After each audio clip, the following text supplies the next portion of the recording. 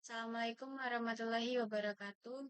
Perkenalkan nama saya Tia Putulisa dengan NIM 2023-14658 dari program studi Pendidikan Guru Sekolah Dasar Mata Kuliah Pendidikan Agama dosen pengampu Bapak Dr. Haji Indra Wijaya, Sarjana Agama Magister Pendidikan Islam dari Universitas PGRI Palembang akan mempresentasikan tentang Islam menghadapi tantangan modernisasi. Secara historis, proses modernisasi di dunia Muslim sebenarnya sudah berlangsung lama, tepatnya sejak otoritas Islam sebagai kekuatan politik merosot tajam pada abad ke-18 Masehi. Negara-negara Eropa tidak sekedar melakukan kolonialisasi tetapi lebih dari itu. Mereka juga membawa misi untuk menancapkan megaproyek yang disebut modernisasi, berupa paket besar dari Barat yang di dalamnya terdapat ilmu pengetahuan, teknologi, ekonomi, agama, bahkan budaya. Akibat modernisasi yang kadang-kadang terlihat sengaja dipaksakan itu telah menimbulkan kontradiksi-kontradiksi di dunia Islam khususnya Timur Tengah. Uniknya, ketegangan teologis ini secara tak terduga telah melahirkan reaksi intelektual dari kaum muslimin yang berupa aliran-aliran pemikiran keagamaan yang kemudian memperkaya pemikiran dan khazanah intelektual keagamaan Islam. Manusia berperan sebagai ibadullah dan khalifatullah fil ard dan bagaimana mewujudkannya. Agar segala yang kita lakukan bisa dikategorikan ke dalam ibadah kepada Allah Subhanahu wa taala, paling tidak ada 3 kriteria yang harus kita penuhi. Yang pertama, melakukan segala sesuatu dengan niat yang ikhlas karena Allah Subhanahu wa taala. Keikhlasan merupakan salah satu kunci bagi diterimanya suatu amal oleh Allah Subhanahu wa taala dan ini akan berdampak sangat positif bagi manusia yang melaksanakan suatu amal karena meskipun apa yang harus dilaksanakannya itu berat, tidak merasakannya sebagai sesuatu yang berat apalagi amal yang memang sudah ringan. Sebaliknya, tanpa keikhlasan, amal yang ringan sekalipun akan terasa menjadi berat apalagi amal yang jelas-jelas berat untuk dilaksanakan. Tentu akan menjadi amal yang sangat terasa berat untuk mengamalkannya. 2. Melakukan segala sesuatu dengan cara yang benar, bukan membenarkan segala cara sebagaimana yang telah digariskan oleh Allah Subhanahu wa taala dan dicontohkan oleh Rasul-Nya. Manakala seorang muslim telah menjalankan segala sesuatu sesuai dengan ketentuan Allah Subhanahu wa taala, maka tidak ada penyimpangan-penyimpangan dalam kehidupan ini yang membuat perjalanan hidup manusia menjadi sesuatu yang menyenangkan. Yang ketiga, melakukan segala sesuatu dengan tujuan menghadap ridha Allah Subhanahu wa taala dan ini akan membuat manusia hanya punya satu kepentingan, yakni ridhonya. Bila ini yang terjadi, maka upaya menegakkan kebaikan dan kebenaran tidak akan menghadapi kesulitan, terutama kesulitan dari dalam diri para penegaknya. Hal ini karena hambatan-hambatan itu seringkali terjadi karena manusia memiliki kepentingan-kepentingan lain yang justru bertentangan dengan ridha Allah Subhanahu wa taala. Modernisasi perlu dilakukan tajdid. Apa arti dan bagaimana aplikasinya? Dalam kacamata Harun Nasution, pada bukunya Pembaharuan dalam Islam, ia berpendapat bahwa modernisme dalam masyarakat barat mengandung makna pikiran, aliran, gerakan, dan usaha untuk mengubah paham-paham, adat istiadat, institusi lama, dan sebagainya. Untuk disesuaikan dengan suasana baru yang ditimbulkan oleh kemajuan ilmu pengetahuan dan teknologi modern. Pandangan mengenai tajdid oleh tokoh integrasi bangsa Dr. M. Nasir, di mana ia mengartikan modernisme bukan sebagai gerakan merubah apa yang telah digariskan secara jelas oleh agama, akan tetapi inti dari itu semua adalah verifikasi, bukan dekonstruksi. Nasir mengatakan, bagi saya modernisasi dalam Islam justru kembali kepada yang pokok atau keaslian.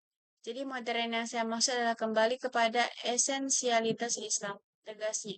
Sementara makna tajdid menurut Natsir adalah mengintroduksir kembali apa yang dahulu pernah ada tetapi ditinggalkan, yaitu membersihkan kembali Islam dari apa yang tertutupi oleh noda-noda.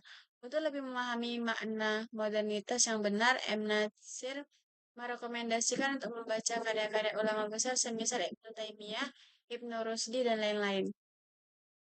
Arti al-Islam mahjubun bil muslimin dan bagaimana menyikapinya. Yang pertama ada perbedaan aliran, perbedaan pemahaman dalam Islam sebaiknya disikapi dengan tasamu. Sikap ini ada baiknya kita belajar dari para imam mustahid yang tak perlu diragukan kepakarannya dalam mengantisipasi terjadinya keragaman pemahaman agama. Yang kedua, dampak globalisasi. Globalisasi membawa banyak tantangan, baik itu sosial, budaya, ekonomi, politik, dan bahkan menyangkut setiap aspek kehidupan kemanusiaan. Globalisasi menjanjikan pula harapan dan kemajuan seperti pertumbuhan ekonomi yang pesat, menjadi alat mencipta kemakmuran. Globalisasi membawa perubahan perilaku, terutama pada generasi muda, yakni para remaja. Nabi bersabda, "Antum a'lam bi umuri dunyakum." Apa ajaran yang terkandung dalam sabda ini? Kaitannya dengan Islam dan modernitas. Islam memandang bahwa kehidupan yang harus dilakukan manusia adalah hidup yang seimbang dan tidak terpisah antara dunia dan akhirat. Urusan dunia dikerja dalam rangka mengajar kehidupan akhirat dan kehidupan akhirat dicapai dengan kehidupan dunia. Kita membaca hadis Nabi yang diriwayatkan oleh Ibnu Barok yang artinya bukanlah termasuk orang-orang yang baik di antara kamu adalah orang yang meninggalkan dunia karena mengajar kehidupan akhirat dan orang yang meninggalkan akhirat karena mengajar kehidupan dunia. Orang yang baik adalah orang yang meraih keduanya secara seimbang karena dunia adalah alat menuju akhirat dan jangan dibalik, yakni akhirat dikorbankan untuk urusan dunia. Pandangan Islam mengenai kehidupan demikian itu secara tidak langsung menolak kehidupan yang bercorak sekularistik, yaitu kehidupan yang memisahkan urusan dunia dan dengan urusan agama.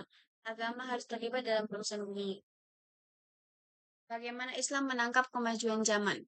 Soekarno mengatakan bahwa penyebab kemunduran Islam adalah kesenjangan yang lebar antara perkembangan masyarakat yang tunduk pada hukum-hukum sejarah dengan pemahaman dan doktrin Islam. Masyarakat sudah hidup di zaman kapal udara, sementara pemahaman dan doktrin Islam masih hidup di zaman onta. Kembali ke Quran dan hadis saja tidak cukup jika cara berpikir dan pemahamannya masih pemahaman zaman onta. Ini dibutuhkan oleh umat Islam adalah lompatan historis dan berani memandang zamannya sesuai dengan pemahaman dan cara pikir zamannya dengan dilandasi kalam ilahi. Dalam suratnya yang terakhir kepada Hasan Soekarno mengatakan bahwa Quran dan hadis bisa menjadi pembawa kemajuan suatu api yang menyala kalau kita baca Quran dan hadis itu berdasarkan pengetahuan dan sekensi. Dalam tulisannya berjudul Memudahkan Pengertian Islam, Soekarno mengutip Profesor Farid Wajdi yang mengatakan bahwa Islam bisa maju jika dilandaskan pada kemerdekaan roh, akal, dan kemerdekaan pengetahuan. Maka roh yang selama ini dirantai oleh fikih haruslah dilepas rantainya. Akal yang selama ini dipasung oleh ijma atau ulama haruslah dibuka pasungannya, dan pengetahuan yang selama ini ditutup oleh bab el-istihad haruslah dibuka tutupnya. Dengan mengutip Sajid Amir Ali, Soekarno mengatakan bahwa Islam adalah seperti karet, karena tidak ada yang bisa membatasi kemerdekaan roh, akal, dan pengetahuan dalam Islam. Kesimpulan, kita memulai dari paham modernisme dalam Kamus Besar Bahasa Indonesia, Islam modern artinya terbaru. Diartikan sebagai cara berpikir dan bertindak sesuai dengan tuntunan zaman. Sementara Islam modern sebagai suatu penggerakan diartikan sebagai gerakan yang bertujuan menafsirkan kembali doktrin tradisional, menyesuaikannya dengan aliran modern mengikut filsafat, sejarah, dan ilmu pengetahuan. Memang sejatinya kata modernisme tidak hanya berarti orientasi kepada modern, tetapi lebih merupakan sebuah terminologi khusus sebab pada faktanya, modernisasi tersebut adalah modernisasi agama, yaitu sebuah sudut pandang religius yang didasari oleh keyakinan bahwa kemajuan ilmiah dalam budaya modern bahwa konsekuensi reaktualisasi. Berbagai ajaran keagamaan tradisional mengikuti disiplin pemahaman filsafat ilmiah yang tinggi.